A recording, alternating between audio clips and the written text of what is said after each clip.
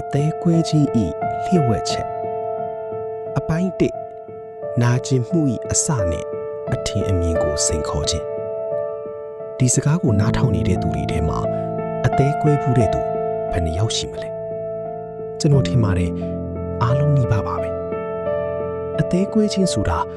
လူလောကထဲရောက်လာရင်ရှောင်လွဲလို့မရတဲ့ဘုံဒုက္ခတစ်ခုဖြစ်နေပါပြီအသေးကွဲတဲ့အခါခံစားရတဲ့ဝေဒနာကိုတင်တို့မှတ်မိအောင်ပါရင်ဘတ်ထဲမှာ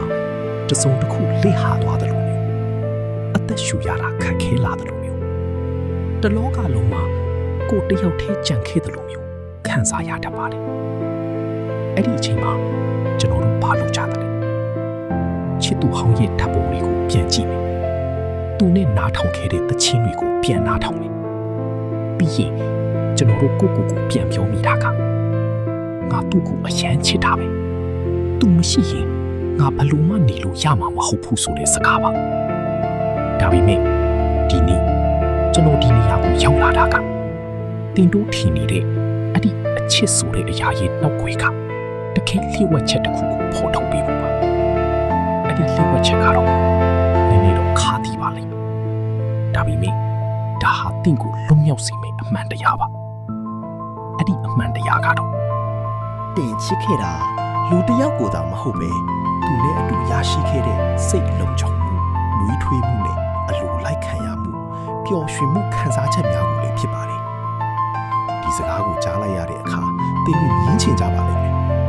မဟုတ်ဘူးငါသူ့ရဲ့ဇယိုက်ကိုချစ်တာသူ့ရဲ့အပြုံးကိုချစ်တာသူကငါအတွက်တူးလေးသောသူပဲလို့ပြောကြပါလိမ့်မယ်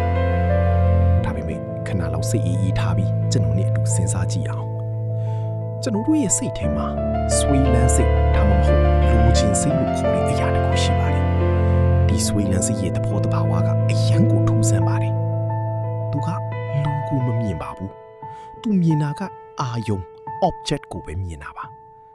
ပိုပြီးရှင်းအောင်ပြောရရင်သူကထိုးသူစီကနေတင်ရရှိခဲ့တဲ့နှစ်သက်ဖွယ်ခံစားမှုတွေအထာယုံလေးကိုချင်နေတာပါစဉ်းစားကြည့်ပါတင်အသေးခွေးနေတဲ့အချိန်မှာတောင်းတနေတာကသူ့ရဲ့အယူအသားအင်္ဂါတွေလားမဟုတ်ပါဘူးတင်တောင်းတနေတာကသူ့နဲ့ရှိစီကရခဲ့တယ်သူ့ပေးတယ်လူထွေးသူနဲ့စကားပြောရလို့ဖြစ်ပေါ်လာတယ်ပျော်ရွှင်မှုဒါတွေကိုပဲတင်စိတ်ကတောင်းတနေတာပါဒါကိုကျွန်တော်ကအစားထိုးနိုင်ဖို့ယူပြီးခေါ်ပါတယ်အကယ်၍ဒီနေ့မနက်မှာပဲတင့်ရှိကိုလူတစ်ယောက်ပေါ်လာတယ်အဲ့ဒီလူကတင့်ချစ်သူဟောင်းထပ်ပိုးပြီးတင့်ကိုနားလည်ပေးနိုင်မယ်ပိုးပြီးလုံခြုံမှုပေးနိုင်မယ်ပိုးပြီးပျော်ရွှင်အောင်ထားနိုင်မယ်ဆိုရင်တင့်ရဲ့အသေးကွဲဝေဒနာဟာအံ့ဩစရာကောင်းလောက်အောင်ပျောက်ကွယ်သွားပါလိမ့်မယ်ဘာကြောင့်လဲဘာဖြစ်လို့လဲဆိုတော့တင့်ရဲ့ဆွဲလန်းစိတ်ဟာသူ့အလိုရှိတဲ့နှစ်သက်ဖွယ်ခံစားချက်ဆိုတဲ့အစာကိုတခြားနေရာကနေရသွားလို့ပါပဲဒါဟာကျွန်တော်တို့ကိုလှေစားထားတဲ့အကြီးမားဆုံးအမှားတစ်ခုပါကျွန်တော်တို့ကလူပုဂ္ဂိုလ်ကိုဆွဲလန်းနေတာလို့ထင်နေပြီးမြဲတကယ်တမ်းကျတော့ကျွန်တော်တို့ဟာခံစားချက်ရဲ့ဂျုံဖြစ်နေကြတာပါ